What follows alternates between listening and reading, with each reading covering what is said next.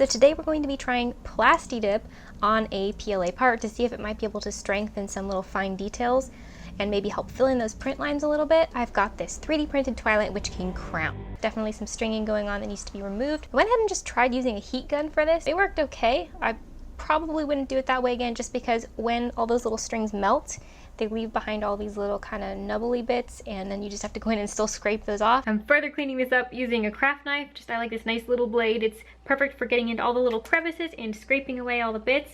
And then I need to get the soldering iron and get that nice and hot, and that's going to be really great for kind of cleaning things up even more. I don't mind if it gives it a little bit of texture because I want this to be a little bit weathered anyways.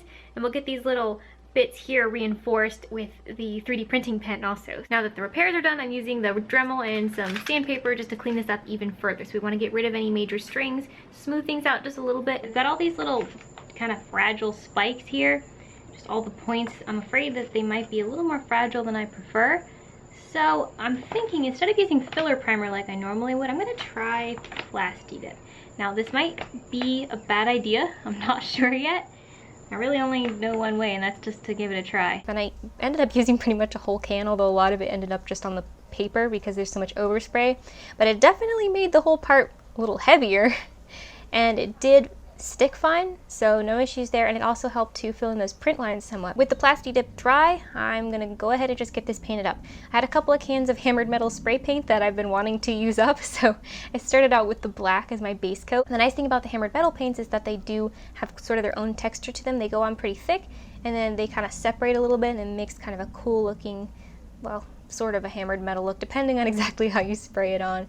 But that worked pretty well to, again, continue hiding the print lines and some of those like kind of extra imperfections that were left behind. I'm now going to try adding some of the silver, see what happens. So it's, again, the hammered metal paint, and I'm just adding that really lightly this time though. Add a little bit of variation over the black, but not cover the black. I used some acrylic paints and just added some kind of darker and rustier spots into kind of the recessed areas. Got the first coat of the weathering on there now, so it's a lot more like a rusted iron kind of look. I'm gonna do a coat of sealer to lock that in before I do anything else on here. I'm adding now the darkest darks, and to do that I'm using black but mixing in a little bit of blue just so that the shadows will be more cool and then the highlights can be more warm, and it's gonna create more contrast than if you just use the plain black.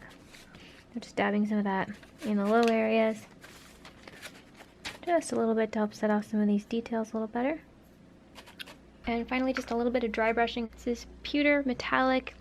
It's kind of a warm tone silver color, and I'm just getting a little bit on the brush, making sure it's mostly dry, and picking out some of the highlights just to offset everything just a little bit. Really light on it though, just a little bit in some areas.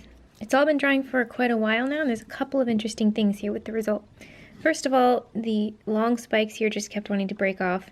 One of them I glued back on. This one you can see that it is still attached through the Plasti Dip, but the plastic itself, the layers have separated.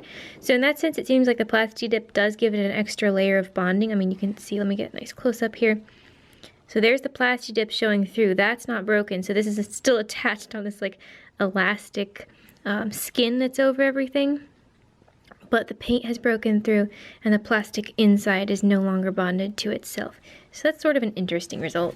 Now, since I did the Plasti Dip, none of these other spikes has broken off. It's just the very longest ones that had the issues ongoing even after that treatment. So that's kind of what I was hoping for, is that that skin, kind of almost like stretching a balloon over it, just might help to hold everything together and make it a little bit less brittle. Kind of an interesting result. I mean, it could be useful for something, I don't know. Obviously, you wouldn't want to use it in an application where you're wanting to sand, but just to kind of smooth out some layer lines and give it an extra skin for a little more durability, that could be interesting. Another sort of odd result here that I noticed, now the paint has dried really well now, so of course the spray paint, it starts out a little kind of more gummy when it's less cured, and then when it's fully cured it gets more flaky. So in some areas it had sort of bridged the gaps, and now that it's dry you can put your nail right into that and scrape some of it off in some of these recesses where it didn't fully bond to the back surface. It kind of just floated over top a little bit. So that gives you kind of an interesting opportunity. I was trying to get